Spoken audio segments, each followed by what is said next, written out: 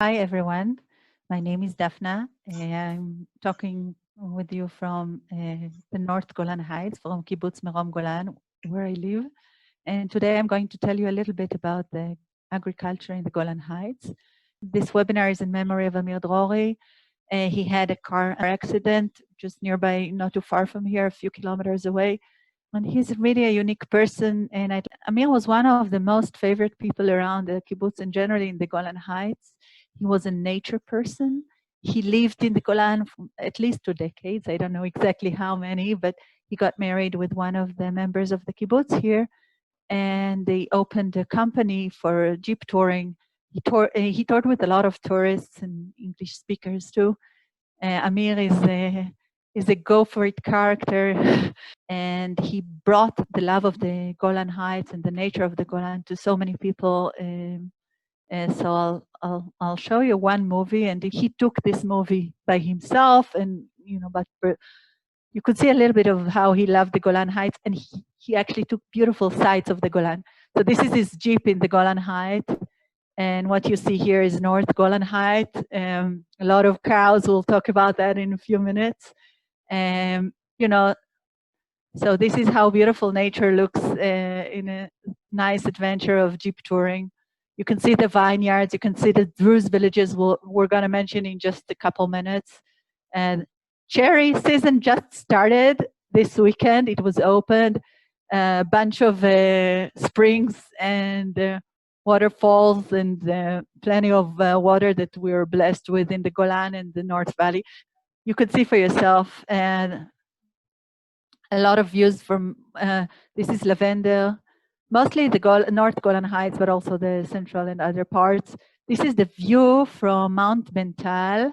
And the view that he's looking now at is the border of the North Golan Heights with Syria. And we're actually looking at Syria right there, right now. Beyond the border, you can see the line, the white line is the border. You can see the tanks, the leftovers of the 67 war and the 73 to the Yom Kippur war. Here's Amir Drori talking to tourists and showing them the landscape, explaining. So again, you see agriculture in the North Golan Heights.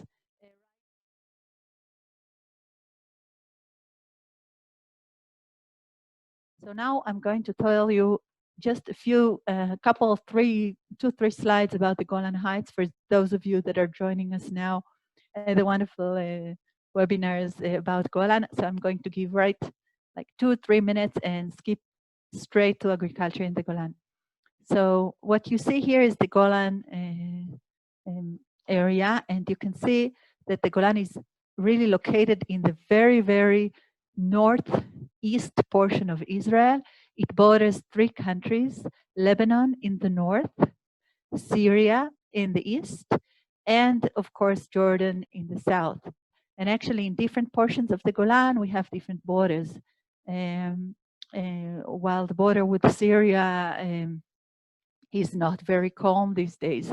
Lebanon also gives us some action, and Jordan, thankfully, is peaceful for now. So the Golan region is almost 1,200 square kilometers. It's located, we said, at the very east north corner, and it gives us the Golan agriculture people, the farmers, etc., a good advantage. I'll mention this in a minute. So now that we know where is it located, a couple interesting facts about the Golan. First of all, we are mixed population. So there are 4 Druze villages in the north of Golan Heights where 27,000 people live in these 4 villages, half of them almost in the big village, Majd Shams, which is just on the Mount Hermon. And there are 32 Jewish villages, kibbutzes, and community settlements, and 1 town, altogether about 25, very similar number to the Druze villages. And together they compose the population of the Golan. So as you can see, we have a lot of land and not many people, and you're all welcome to join us. We need every one of you. And here you can see the map of the settlements in the Golan Regional Council. where the average distance between each settlement to another is about 28 kilometers, which is, that means you could see that quite a few are concentrated in the south of Golan, and from center north, they are distributed more evenly and wider distance from each other. And the last thing I'll mention is that there are beautiful sightseeing landscapes in the Golan. You're all welcome to to come and see for yourself. And you can see that the landscape is all covered with a lot of agriculture regions, and that's part of its beauty too. And now I want to get to the agriculture part. So let's start with the geography of the Golan so you can understand why is the agriculture here so unique and wonderful. The cultivation in the Golan Heights is actually going all the way from 1,100-meter high in porous volcanic soil that you could see here in the north of the Hermon and the lower portions of the Hermon mountain and the higher portion of the Golan. So this is together is defined as for a demographic bureaucracy, it's defined as the North Golan, but it's actually a Hermon mountain, which is mostly limestone and very rich volcanic soil of North Golan Heights. And then we have the center of the Golan. So actually, the Golan is a height that is tilted towards two directions. It's tilted once from east to west, and it's tilted again from north to south. So it's actually tilted diagonally north, south, east, west. And so what happens is that the creeks you could see here are all dropping from the center of the Golan to the Sea of Galilee. And that means that if we hold the water before they drop to the Sea of Galilee, we catch them where the agriculture actually takes place. And we'll mention that in a minute. So you could see that we have the downhill region right to the Sea of Galilee. Sea of Galilee is more than minus 200 meters. So this is already an area where tropical cultivations could take place, while the heights are typically palm fruits and rest of a family of rose, such as for many forgot the name of the definition. The hard nucleus fruit, I'll call this in a minute. There are also dioecious trees, and altogether we have a lot of trees, a lot of dioecious trees in the north. In the south, we have a variety of cultivations, and they are all based on field crops. So we'll see them basically going from berries to subtropic. And here's what we just mentioned about the water reservoir. The network of water reservoir catches the water of the creeks that are flowing to the Sea of Galilee before they actually flow. And then we have 18 reservoirs of water to use for local agriculture. And it depends what kind of a year is it. But in a good year, almost half of the water of the Golan could come from the reservoir. In a bad year, much less than that. And now I want to tell you about actually what is the land in the Golan divided for. So you could see in pink the IDF training zone, which, there's no entrance to almost exclusively. It's not completely correct, but so IDF training zones are 32% of the land in pink. Then we have the nature reserves region, which is another 30% of the land. And there's also double coverage of lands that are actually pasture land, which is, and this you could see in the green region, mostly pasture. It's gray green. It's pasture that some of it goes on IDF training zones. Part of it is inside reserve regions in order to prevent fires from taking place in the summer. Unplanned fires, and actually that when it comes to the defined agriculture, highly intensive cultivated land, you could see this actually in very small spots.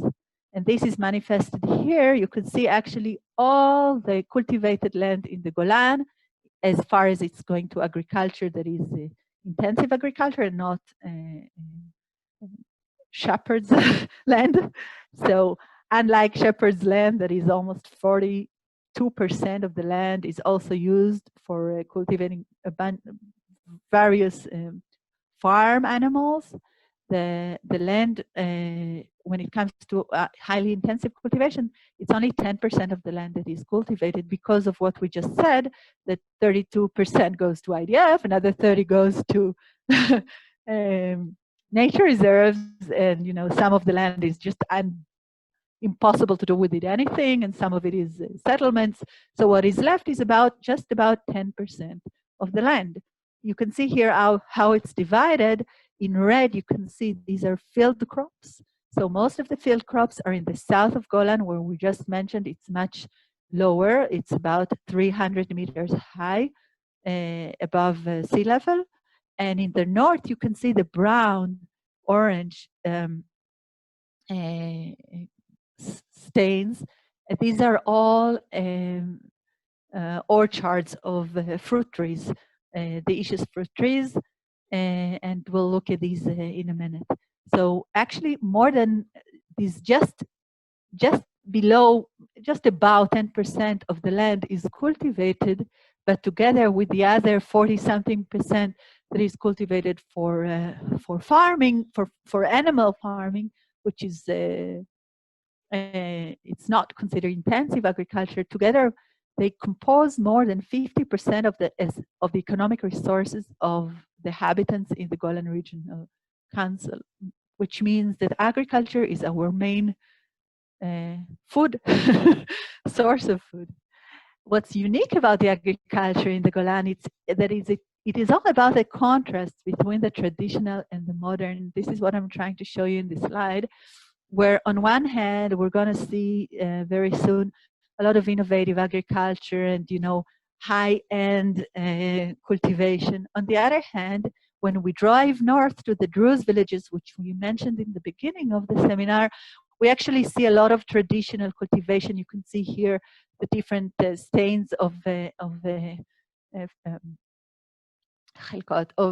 plots that individual families from the different villages own. So each family owns her own plots, and you could see the division that is very tight around the lake of Birket Ram, which is it's a volcano crater which got filled in water, in Mei Tehom. Don't have the word for it, in underground water. So these water are being pumped by the Druze to water their plots. Moreover, the Druze are the champions of collecting water in the area in small ponds where they just collect, but by natural gravitation, then some digging in their land. And actually, a lot of the watering of these plots doesn't come only from the Birke, but also from digging such as here and here, just spontaneous digging of the farmers where they, save on the water price and create their own water reservoir for their own plot. So while the Druze are traditionally cultivating the area, you could see a lot of modern agriculture in the Golan Regional Council. And also the Druze are starting to look south and adopt a lot of new, ag-tech applications that the souther farmers from the Jew farmers are using and copy paste, sometimes with the collaboration between the different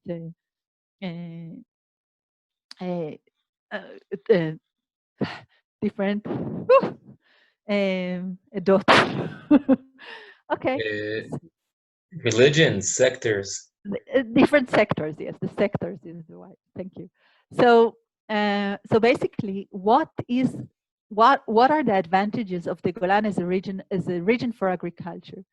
It has quite a few virtues, and we'll start counting them. First of all, the Golan's climate is very dry.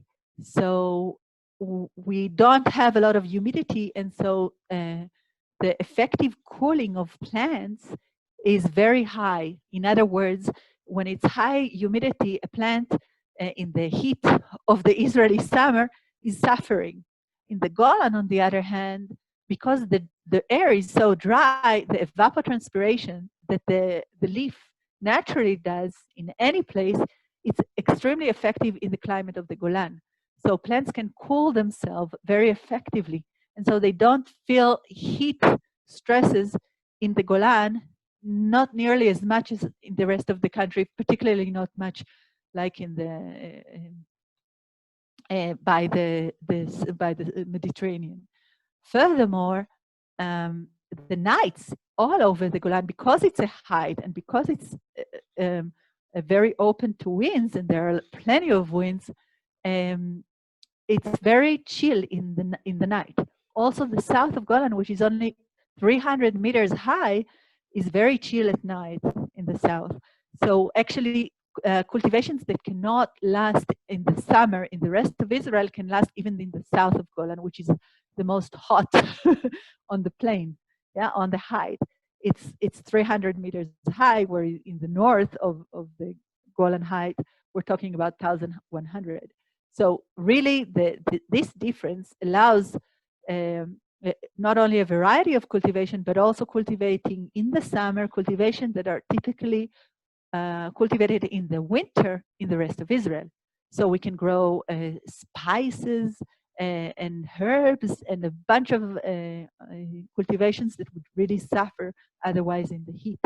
And then the farmers in the Golan can actually supply fresh produce in the transition season and over the summer, supply to the rest of Israel, while the rest of Israel is not competing with them. So that's one advantage that the Golan farmers have. The North Golan is considered the coolest region in Israel, and summers are very similar to the spring and winter of the country. So in the North Golan Heights, in the summer, we cultivate really the vegetables, not just herbs and things that are suffering a bit, but you know, tomatoes, lettuce, things that we just can't grow in most areas in Israel without control greenhouses and the cultivation area. In the North Golan Heights, the climate is just as cool as good. The vegetables feel good and they just grow there. The volcanic soil and the heavy basalt soil combined with this climate are very unique. So they allow our specialty cultivation that we can only grow in this area and maybe a little bit in the north of Galilee. And we're talking about berries, about truffles. We're going to mention these soon. Vines. We just mentioned the summer vegetables and the herbs. Tubers in the summer for propagation, and flowers that need a chill, but also can have this chill stopped earlier than in Europe, for example, and then the farmers can actually ship their produce before the season starts in Europe. And we're going to talk about that in a minute. So we actually have kind of opposite season, or almost opposite season, in the Golan Heights compared to the rest of the country. So we can do very well in the seasons where the rest of the country is not supplying a lot of produce. And far and foremost, the Golan farmers are really, well, we always think we're special, so maybe I'm bribed, but they're really highly technologically oriented. You'll see that in a minute. So just to give you a vision of the economy of the Golan, of the agriculture in the Golan, if all Israel divides, and I apologize, I had very little time to prepare this seminar, so I took a few slides that are in Hebrew and translated them partially. So please excuse me about that. So in all Israel, the revenue from animal farming is about 40%, and from plant cultivation is 60%.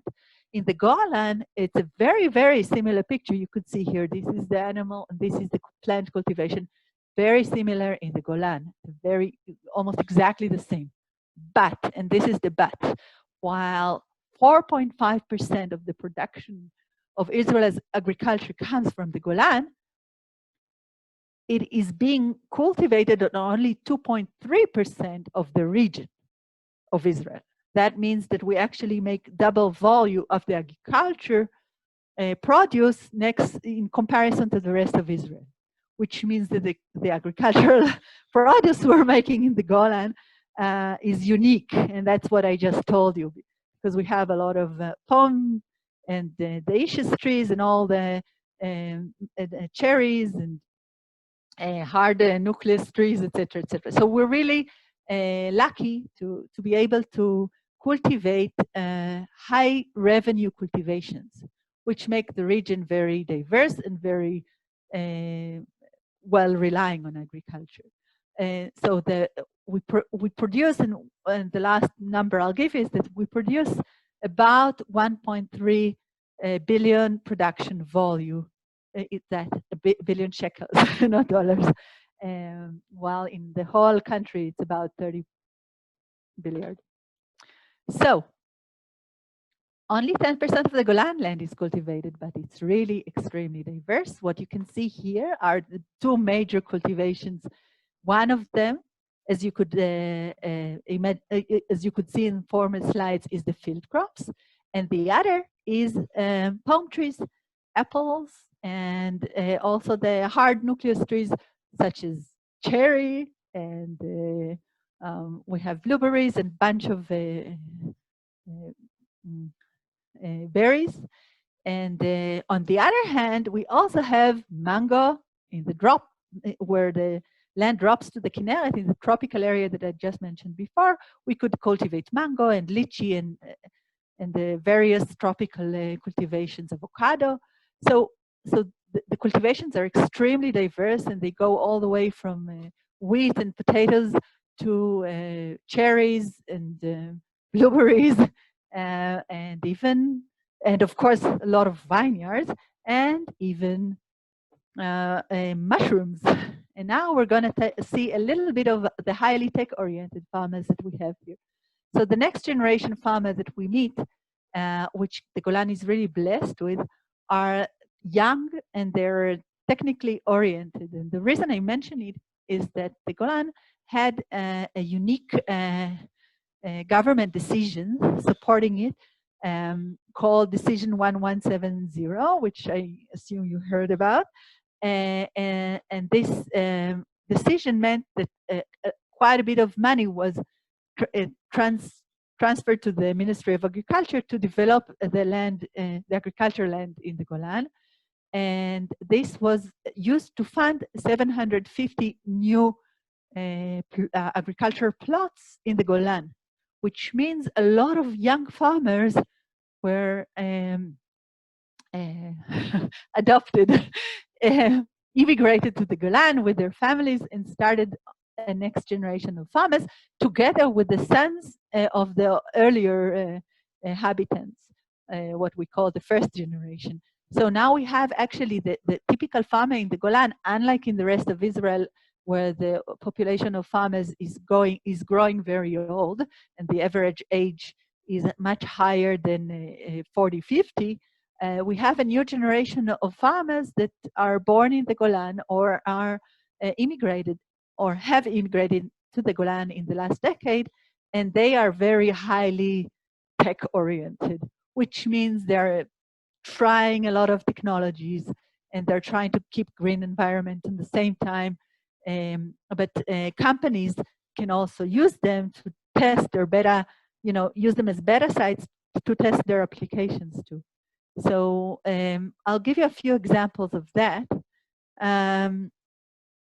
So this is just to remind you that Israel is an ag-tech startup nation generally, including a lot of ag-tech. So a lot of ag-tech companies are looking for better sites, and the Golan is using them quite a bit because it's such a promising area and there's a lot of people to work with. And just for example, I gave you just a few examples, local examples. What you see here is an application that is being inserted into a tree's trunk, and it allows measuring the water tension in the tree trunk. Now, the whole idea is that this apparatus is extremely sophisticated, and it's extremely small. So the tree barely feels the apparatus, but it broadcasts water tension in the tree instead of all the old um, uh, essays to measure this, like closing leaves inside chambers and measuring various uh, uh, uh, pressures, which was really complicated. Uh, I'll mention this company in a couple slides, so I'll skip that for now. And Now, the Golan. is this element only used in Ramat Magshimim or like all over the Golan? No, so the unique thing about what I just tried to, I'm first I have to apologize 1 minute. Generally, this is about my bedtime. I got up really early this morning to run, etc., before I go to work and all the rest. So I'm sorry Got if I'm losing some words. Sorry. Now that I apologize and we're beyond that, what I try to tell you is that this active spirit of the farmers is very unique in the Golan. So companies are seeking plots, better sites in the Golan, and not only that, the Golan settlements are seeking applications. So this is a wonderful example for a win-win collaboration where Kibbutz Ramat Magshimim, who's one of the biggest kibbutzim in the south of Golan, in the Golan generally, invested in a company who chose Kibbutz Ramat Magshimim as a better site. So it started as a collaboration, and then the kibbutz said, "Wow, this is an amazing apparatus. We really need it." And half of our cultivation land is, I don't know, a lot of their revenue, not their cultivation land, is from the issues trees, mostly palm trees, but not only. So they really wanted to further, more than just test this apparatus. They saw the results, and so they decided to be investors of the company. So this is a win-win situation where there's a financial support and development hand in hand. And it happens in a few more kibbutzim. In Marom Golan is a very innovative kibbutz. It just decided to invest in a robot that is harvesting apples. And so they put quite a bit of money in an initial stage to advance this robot because of the problem of human force we have in the Golan. This is an example of the Golan Heights winery, where you see they have a website where actually I and you can also go there and see all the climate now monitored online by the suppliers of the wineries. And they actually have a lot of AgTech used. What you see here is an NDVI image of wineries that are owned by the Golan Heights wineries, and they monitor the situation of the plant by technology that is called NDVI measuring imaging, which basically says we can see the color of, quote unquote, color of the leaf that is, it's green and it's having chlorophyll, but if it's stressed, the spectrum would change a little bit, and now we'll see a different color. So we can actually see stress. We can monitor stress by this technology. So the Golan Heights winery were the first adopters of this technology when it was really in its very initial stages. They already used the technology, and now that this technology advances, they are using it in all their plots. And you can see a lot of other meteorological data in all their wineries. In all their plots, there's a site for meteorological online measurements. So really the cultivation is really highly tech oriented. Now, on the other hand, with all this technology, we see a lot of efforts using the high tech, taking us to green orientation. That means that we're using IPM in various locations. We have huge effort that is supported by the Ministry of Agriculture that is called the Fruit Fly Initiative, because the Drosophila fly, the little tiny fruit fly that you see over rotten fruits, could be a major pest in all the cultivations in the Golan and Galilean, because much of our cultivation are trees and palm trees and hard nucleus trees such as cherry and nectarines, etc. Basically, we are really good hosts of this fruit fly. So there's 100,000 square dunams, which translates to 10,000 hectares, covered by this initiative, where all these fruit fly centers or hotspots are being monitored and treated by generally green means. So the way to, after a lot of research and a lot of collaboration with researchers, it was found that basically the best way to get rid of this fruit fly is to avoid it altogether. But if you use green measures like this, and you identify hot spots and you do everything on a GPS map, which is exactly what they do, you can notify everyone where a hot spot is, and all the farmers know this is where I should put the traps, and this is not for now, or use double the amount. So they basically use a lot of monitoring instead of using a lot of pesticides, and it works wonderfully. There are beautiful results with this initiative, and it covers all the Golan, and together with the Finger of Galilee, a huge area for us, and all used by biocontrol means sterilized males, pheromone confusion, feeding animals on the leftovers instead of letting them rot in the field. So actually, you see here the horse, but it's really true. The kibbutz, these horses in a kibbutz where they actually bring the horses to the orchard to eat the leftovers of the apples, and it really is a very good way of sanitizing the area, and of course a huge trophy for the horse. They love it. So I'll try to take you over some examples of the next generation traditional cultivation we have here. So on one hand, we cultivate traditional cultivations, as I mentioned. So we have the vineyards, we have olive orchards, we have the palm fruits on the north.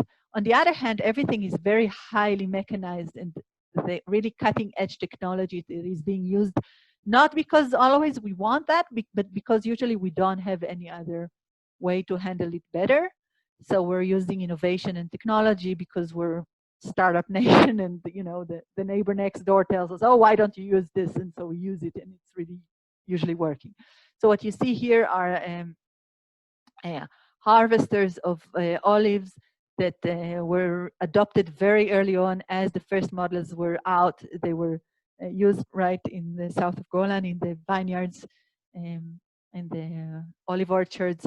You can see here the Shoham facility, packaging facility, 80% of the mango in Israel goes here, and 80% of the mango here goes abroad, mostly to Europe. So they have really an amazing packaging facility where each mango, before it flies to Europe, is 24 images of a single mango are taken. You could imagine there are millions of mangoes in the season, and they are all really highly monitored. So technology is really a major theme in the agriculture here. One nice thing that I want to tell you about is a cultivation that is growing bottom up, and this is truffle cultivation. So we have a wonderful a gang of, again, young people and new farmers, next generation farmers actually, together with one newcomer. So it's really the combination that I just mentioned before that are starting on an initiative of cultivating truffles. So what they did is they brought a technique that is being used in New Zealand and applied here, where they really do all the biological a fine inoculation of an oak tree with the fungus, as you can see the image here in yellow. They do all the inoculation in their facility and bring on this inoculated seedling to the forest after very tight treatment of the soil, so it doesn't cultivate any other mushroom but the black truffle, not even other truffle. So this is really growing bottom-up new cultivation in Golan, covering almost 40 hectares now, more than 12 settlements that are now growing that. And we even have one startup that is looking for an invention to replace this dog with an agtech app. And maybe another time I'll tell you more about that. So some of the new generation cultivations are, as I said, are traditional cultivations, but they are really as controlled as it gets. So a lot of high tech is being applied here. These are blueberries that are cultivated in the south of Golan. They are destined for export in the fall, where there's the season in Europe is not fully supplied with. So they identified a very charming niche.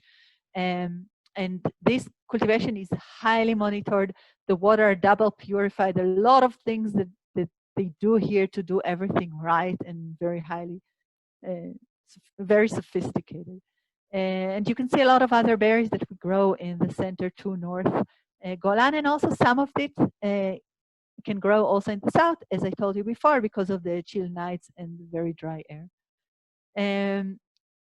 Speaking of which, next generation cultivation, we have cannabis on the rise.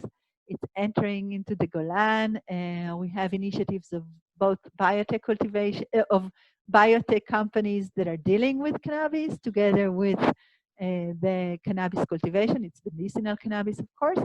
And we have more than a couple startups that are taking off these days.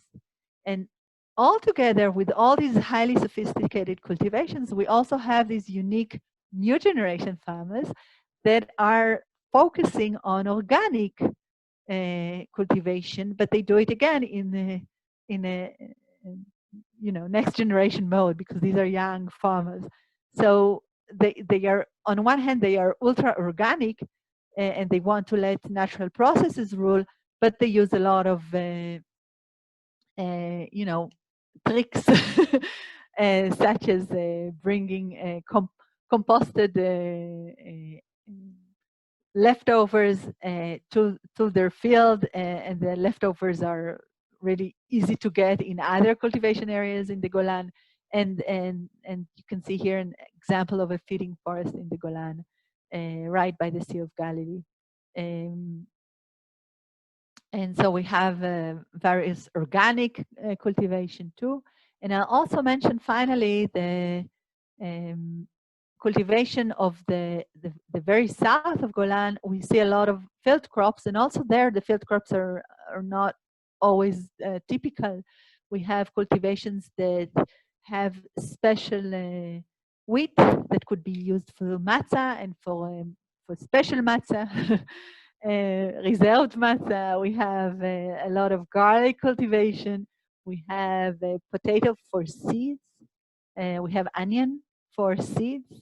So actually the seeds that are being produced here in the summer are being used in the other seasons in the rest of Israel. We produce the propagation material, and then it's being seeded in the rest of Israel.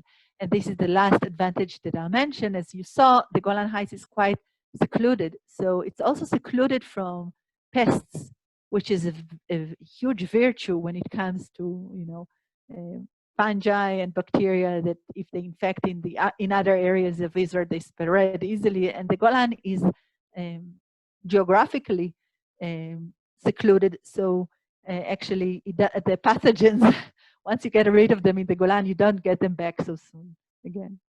And this is what I just showed you before, but in a drawing. What I told you so far was about the wonderful cultivation and diverse area we have. We have rose family.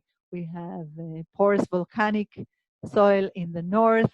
We can see here cherries and apples plenty of them. In the mid Golan, we'll see pears and nectarines and hard seed fruits. In the south of Golan, we have the various field crops, also for seeds and propagation material. And in the dropping of the Golan to the Sea of Galilee, where it drops from 300 all the way to minus 200, we have these tropical cultivations that are really good source of income because of the intensive export that we can have enjoy. And with that, I'll start wrapping up, but I'll give you a few examples if you have a little bit more patience, and if I have a little bit more time, I'll just skip over some examples that we could show. And for that, I'll go to another, because stop here. If there's any, can I take questions before I skip to another, couple of slides, or Guys, you're all good? if you have questions, you can either raise your hand or use the question and answer app. Feel free to challenge Daphna. Please go ahead. Someone's gonna have to ask her. I'll start shooting everything I have to ask. Okay, you know what? Go ahead and ask. I think I'll end here because I can go on forever. But the main highlights that I wanted to mention, I think I kind of mentioned. Well, I'll show you a couple of startups that are emerging here. We have a wonderful startup. This is for you that are. I actually took this slide from another presentation that is not for you, basically, but we're trying to initiate an investment platform in the Golan. So in case it interests you, keep on asking Shai for more details. I just want to mention a couple of initiatives that are beautiful, high-tech, ag-tech, that has grown bottom up, exactly like the cultivation that I just mentioned of the truffles.